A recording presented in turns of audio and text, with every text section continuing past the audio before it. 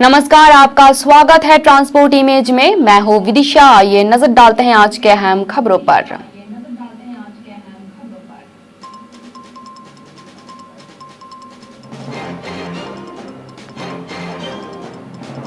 प्रधानमंत्री ने मिजोरम खदान हादसे पर जताया दुख।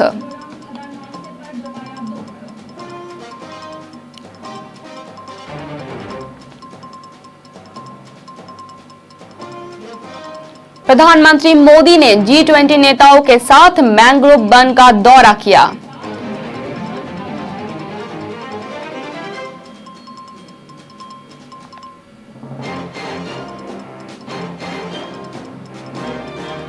प्रधानमंत्री की आज बाली में 8 देशों के नेताओं के साथ द्विपक्षीय बैठक।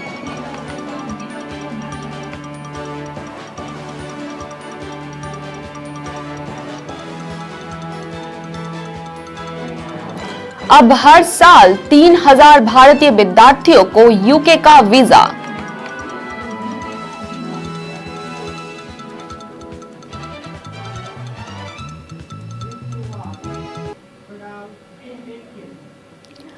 आइए जानते हैं खबरें विस्तार से। प्रधानमंत्री नरेंद्र मोदी ने मिजोरम खदान हादसे पर दुख जताते हुए बुधवार को मृतकों के परिजनों के लिए राष्ट्रीय राहत कोष से 2-2 लाख रुपए के मुआवजे की घोषणा की है। प्रधानमंत्री कार्यालय ने ट्वीट संदेश में कहा कि मेरी संवेदनाएं उन लोगों के साथ है जिन्होंने मिजोरम में दुखद पत्थर खदान ढलने के कारण अपने प्रियजनों को खो दिया। PMNRF की ओर से प्रत्येक मृतकों के परिजनों को 2 लाख रुपए की अनुग्रह राशि दी जाएगी। घायलों को 50,000 रुपए दी जाएंगे।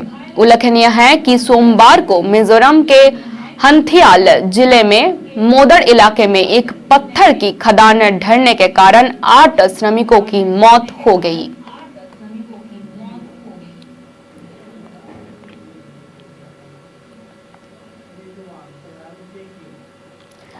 प्रधानमंत्री नरेंद्र मोदी ने बुधवार को बाली में G20 के अन्य नेताओं के साथ तमनहट्टन राया नगुराहा राई मैंग्रोव वन का दौरा किया और वहां पौधे भी लगाए। प्रधानमंत्री कार्यालय ने एक ट्वीट संदेश में कहा है कि प्रधानमंत्री मोदी और अन्य G20 नेताओं ने बाली में एक मैंग्रोव वन का दौरा किया। साथ ही जलवायु परिवर्तन से निपटने और सतत विकास को बढ़ावा देने के लिए एक साथ आने का एक मजबूत संदेश दिया। भारत जलवायु के लिए मैंग्रोव एयरलाइंस भी शामिल हो गया है। उल्लेखनीय है कि मैंग्रोव वैश्विक संस्करण प्रयासों में महत्वपूर्ण भूमिका निभाते हैं। भारत इंडोनेशियाई G20 प्रेसिडेंसी के तहत इंडोनेशिया और UAE के संयुक्त पहले मैंग्रोव एयरलाइंस फॉर क्लाइमेट में शामिल हो गया है।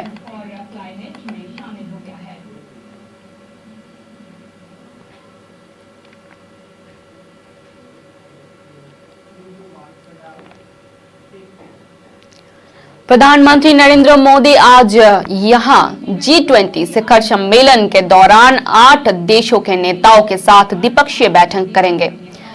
प्रधानमंत्री Modi Indonesia, Spain, France, Singapore, Germany, Italy, Australia और यूनाइटेड किंगडम के नेताओं के साथ द्विपक्षीय बैठक करेंगे। इसमें अहम समझौते पर सहमति दी जा सकती है। मोदी अपने बाली दौरे से पहले दिन G20 शिखर सम्मेलन में ब्रिटेन के अपने समकक्ष ऋषि सुनक और फ्रांस के राष्ट्रपति इमानुएल मैक्रों से मुलाकात कर चुके हैं। उनकी अमेरिकी राष्ट्रपति जो बाइडेन से भी मुलाकात हो चुकी है। एक अन्य बैठक में प्रधानमंत्री मोदी ने इंडोनेशिया के राष्ट्रपति योको विडोडो के साथ भी चर्चा की।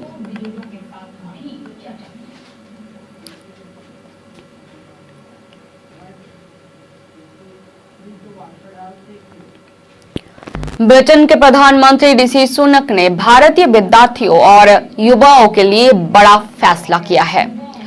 सुनक ने भारतीय विद्यार्थियों और यूके में पढ़ने और युवाओं को काम करने के लिए हर साल 3000 वीजा देने का ऐलान किया है। ब्रिटिश सरकार का कहना है कि इस तरह की योजना से लाभान्वित होने वाला भारत पहला देश है। ब्रिटेन के प्रधानमंत्री ने कहा कि आयु के भारत प्रोफेशनल स्कीम की पुष्टि की गई है। 18 से 30 साल तक के भारतीय डिग्री धारक युवाओं को यूके में आने और 2 साल तक काम करने के लिए 3000 वीजा की पेशकश की गई है।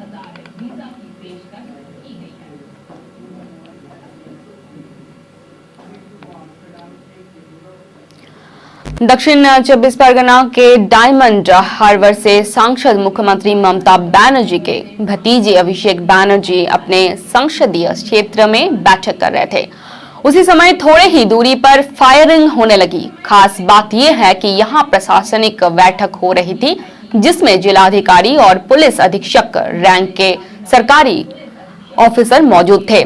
उसी समय अचानक फायरिंग की आवाज आई। तुरंत फायरिंग की जगह पर पुलिस की टीम आ पहुंची।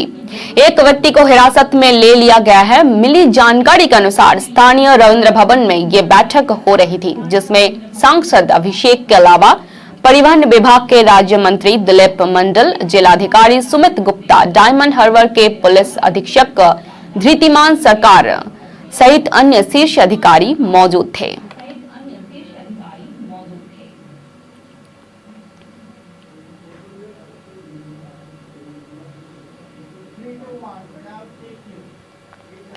गुजरात के कच्छ जिले के मुंद्रा गुंदाला नर्मदा नहर में डूबने से एक ही परिवार के 5 सदस्यों की मौत हो गई। मृतकों में 3 महिलाएं भी शामिल हैं। सभी पेशे के से श्रमिक बताए गए हैं। घटना के बाद नहर के समीप लोगों की भीड़ जमा हो गई। पुलिस और दमकल टीम घटना की छानबीन में जुटी हुई है।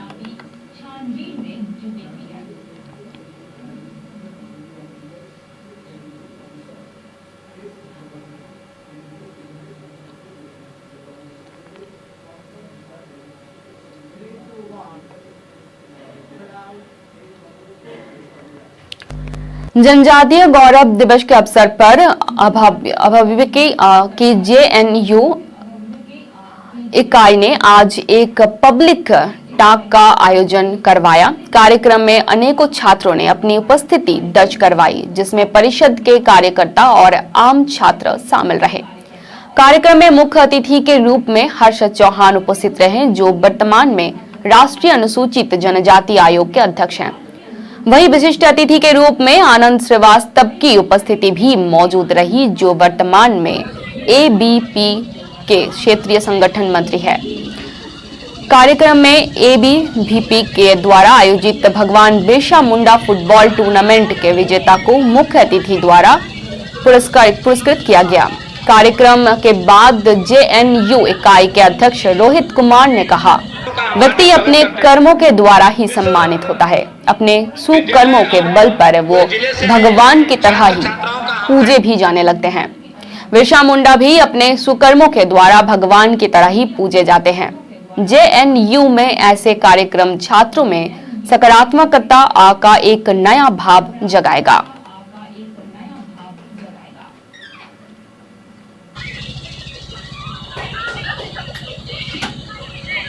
का हम हार्दिक स्वागत करते हैं।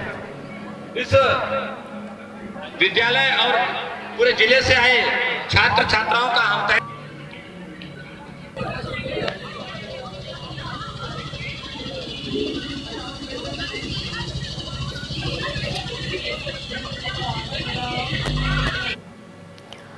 अमेरिका के पूर्व राष्ट्रपति डोनाल्ड ट्रंप ने औपचारिक रूप से मंगलवार को 2024 के राष्ट्रपति चुनाव के लिए दस्तावेज दाखिल किए हैं।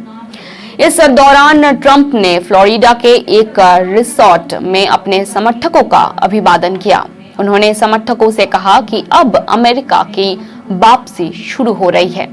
मध्यावधि चुनाव में निराशाजनक हार मिलने के बाद ट्रंप अब व्हाइट हाउस के लिए अपना तीसरा अभियान शुरू करने की तैयारी में है।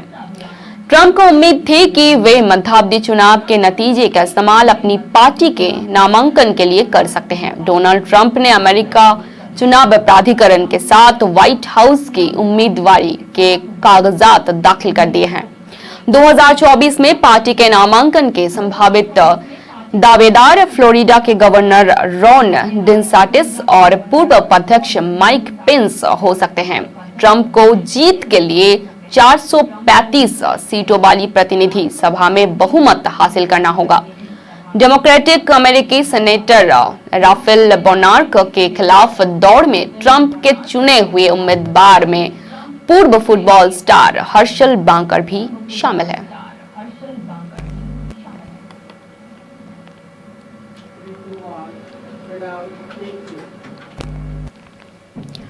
रूस और यूक्रेन युद्ध के बीच पोलैंड ने मंगलवार को कहा कि उनके देश में मॉस्को में बनी 2 मिसाइलें दागी गई। इसकी वजह से 2 लोगों की जान गई।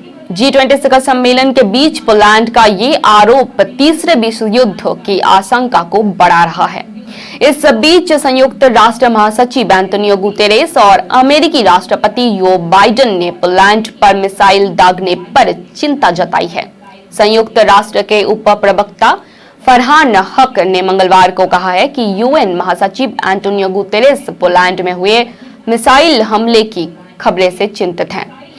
गुतेरेस को उम्मीद है कि इन हमलों की पूरी तरह से जांच की जाएगी। अमेरिकी राष्ट्रपति जो बाइडेन ने कहा कि यूएस और उसके नाटो सहयोगी पोलैंड में हुए मिसाइल हमलों की जांच कर रहे हैं। बाइडेन ने इंडोनेशिया के बाली में G20 बैठक के लिए वैश्विक नेताओं की बैठक के बाद ये बात कही।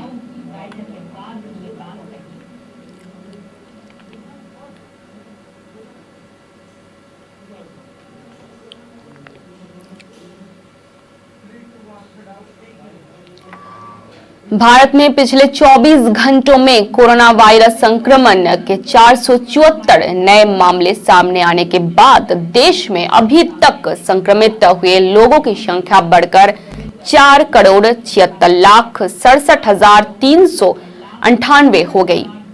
6 अप्रैल 2020 के बाद सामने आए ये सबसे कम दैनिक मामले हैं। तब 354 दैनिक मामले सामने आए थे। केंद्रीय स्वास्थ्य मंत्रालय की ओर से मंगलवार सुबह 8 बजे के करीब जारी अद्यतन आंकड़ों के अनुसार गुजरात में संक्रमण से एक व्यक्ति की मौत होने से देश में संक्रमण से मौत के मामले बढ़कर 5,30,533 हो गए। भारत में कोरोना वायरस संक्रमण के उपचाराधीन मरीजों की संख्या घटकर 7,918 हो गए हैं, जो कुल मामलों का 0.02% है। मरीजों के ठीक होने की राष्ट्रीय दर बढ़कर 98.79% हो गई है।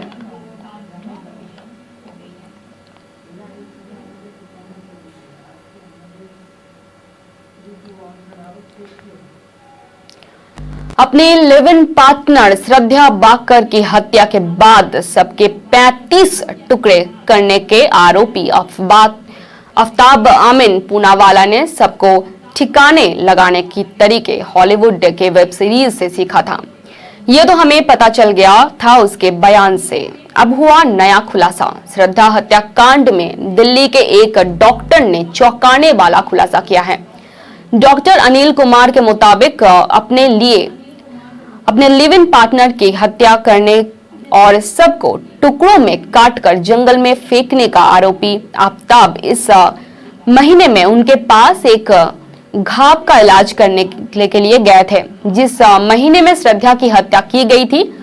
डॉक्टर अनिल के मुताबिक आफ्ताब जब इलाज के लिए उनके पास आया था तो वो बहुत आक्रामक और बेचैन था, और जब उन्होंने उससे चोट के बारे में पूछा तो कहा कि फल काटते समय उसे चोट लग गई है। उसने अंग्रेजी में कहा। उसने उन्हें ये बताया था कि वो मुंबई से दिल्ली आया क्योंकि ये आईटी क्षेत्र में अवसर मिलने के ज्यादा काबिल है। पुलिस पूछताछ के सिलसिले में 2 दिन पहले आफ्ताब को लेकर डॉक्टर अनिल कुमार के पास गई थी और उनसे इलाज के बारे में पूछा था। डॉक्टर कुमार के मुताबिक उसने इलाज के बारे में पूछे गए सवाल का उन्होंने हाँ में उत्तर दिया और सामने आते ही उन्होंने आफ्ताब को पहचान लिया।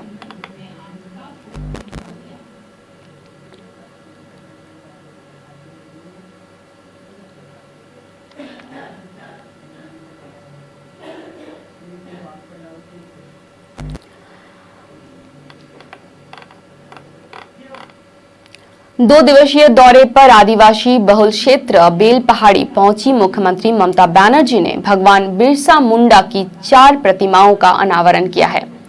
बेल पहाड़ी में एक ही जनसभा से उन्होंने 4 प्रतिमाओं का अनावरण किया। मेदिनीपुर के रंगा माटी में स्थापित बिरसा मुंडा की प्रतिमा के अनावरण के बाद मुख्यमंत्री ने यहां गांव-गांव जाकर लोगों से मुलाकात भी की। इसके बाद बेल पहाड़ी में स्थापित प्रतिमा का अनावरण सीएम ने किया। इसी तरह से 2 अन्य प्रतिमाओं का भी अनावरण मुख्यमंत्री ने किया। इसके बाद बेल पहाड़ी में अपने कार्यक्रम को खत्म कर जब वो झारग्राम लौट रही थी तो सीलदा में सड़क किनारे एक चाय दुकान देखकर उन्होंने अपनी काफिला रोक दिया। इस छोटी सी चाय की दुकान में मालिक बुद्धदेव महांती ने जब देखा कि मुख्यमंत्री आ रही हैं तो वो भी खड़े हो गए। मुख्यमंत्री सीधे दुकान के अंदर गई। उन्होंने वहां बनाए रखे गए कुछ आलू और अंडे के चॉप अपने काफिलों में शामिल सभी लोगों को खिलाया। वहां मौजूद अन्य लोगों को भी उन्होंने आलू चॉप और अंडा चॉप दिया। ममता ने चाय भी बांटी। कुछ ही देर में 1000 रुपए की बिक्री बुद्धदेव की हुई। इसे लेकर उन्होंने खुशी जाहिर की।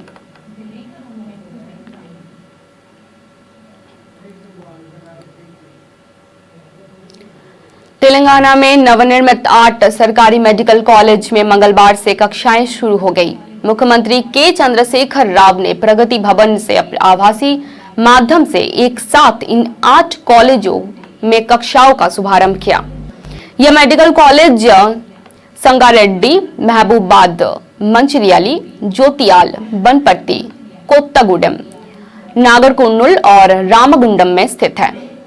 इसी के साथ इन 8 मेडिकल कॉलेजों में MBBS की पढ़ाई शुरू की गई। मुख्यमंत्री KCR ने इस अवसर पर कहा है कि राज्य की चिकित्सा शिक्षा के इतिहास में ये एक नया अध्याय है।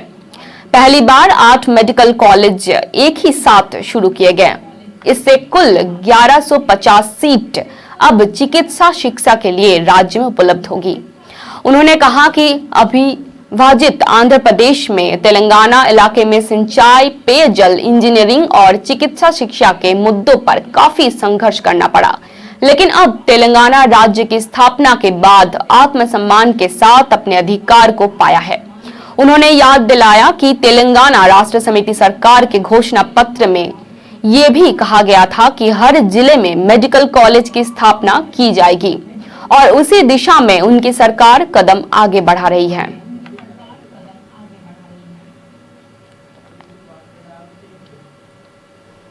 मप्र के रतलम जिला मुख्यालय से करीब 18 किलोमीटर दूर बीलपंक थाना क्षेत्र अंतर्गत महू नीमच हाईवे पर ग्राम जमुनिया के पास मंगलवार शाम को तेज रफ्तार कार ने 4 लेन पर काम कर रहे मजदूरों को जोरदार टक्कर मार दी।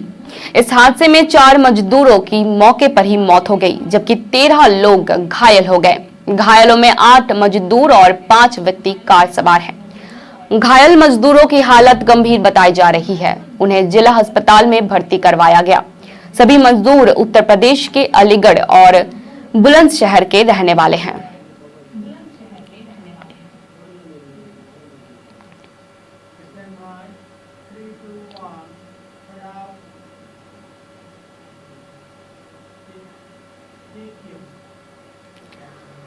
उत्तराखंड राज्य के सकल घरेलू उत्पाद को अगले 5 साल में 2 गुना करने के लिए राज्य सरकार ने कंसल्टेंट की तलाश शुरू कर दी है।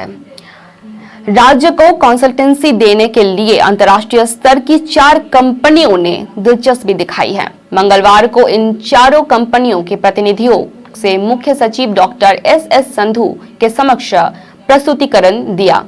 राज्य सचिवालय में प्रस्तुतिकरण का ये सिलसिला करीब 4 घंटे चला। मुख्य सचिव के अलावा सचिव नियोजन और मीनाक्षी सुंदरम, सचिव पर्यटन सचिन कुर्बे, निदेशक उद्योग रहित मीना समेत नियोजन विभाग के कई अधिकारी मौजूद थे।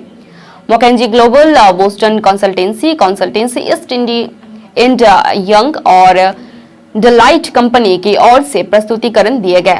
डेलाइट कंपनी के चयन उत्तर प्रदेश सरकार ने कंसल्टेंसी के लिए किया है। कंसल्टेंसी के लिए जिस कंपनी का चयन किया गया है वो सरकार को राजस्व बढ़ोतरी का मंत्र बताया गया। वो राज्य के विकास के रोड मैप को धरातल पर उतारने के बारे में कार्य योजना सूचाएगी। कंपनी चयन के प्रक्रिया के कई चरण हैं। पहले चरण में प्रस्तुतिकरण के बाद अब तकनीकी और वित्तीय निविदाया होनी है। सचिव नियोजन और मीनाक्षी सुंदरम के मुताबिक इस प्रक्रिया में अभी कुछ और समय लगेगा।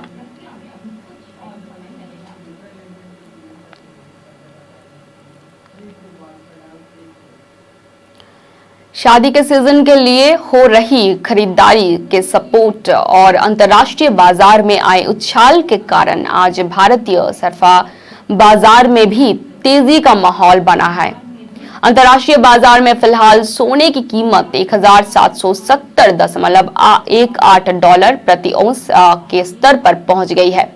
इसी तरह चांदी भी 22.01 डॉलर प्रति औंस के स्तर पर कारोबार कर रहा है। हालांकि प्रतिकूल वैश्विक परिस्थितियों की वजह से इस तेजी को अस्थायी माना जा रहा है।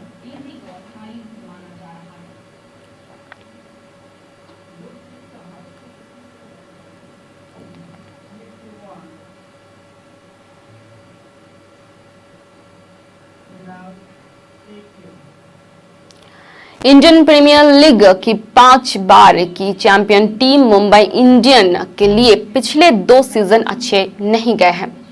2021 में वे अंक तालिका में 5वें स्थान पर रहे, जबकि 2022 में उन्होंने टूर्नामेंट अंतिम स्थान पर रहते हुए समाप्त किया था। ऐसे में फैंस को आईपीएल 2023 में उनसे वापसी की उम्मीद है, मगर पूर्व भारतीय सलामी बल्लेबाज वसीम जाफर ने मुंबई इंडियन की एक बड़ी खामी उजागर की है। जाफर का कहना है कि एमआई की तेज गेंदबाजी मजबूत है, लेकिन उनके स्पिन विभाग में अनुभवी गेंदबाजों की कमी है।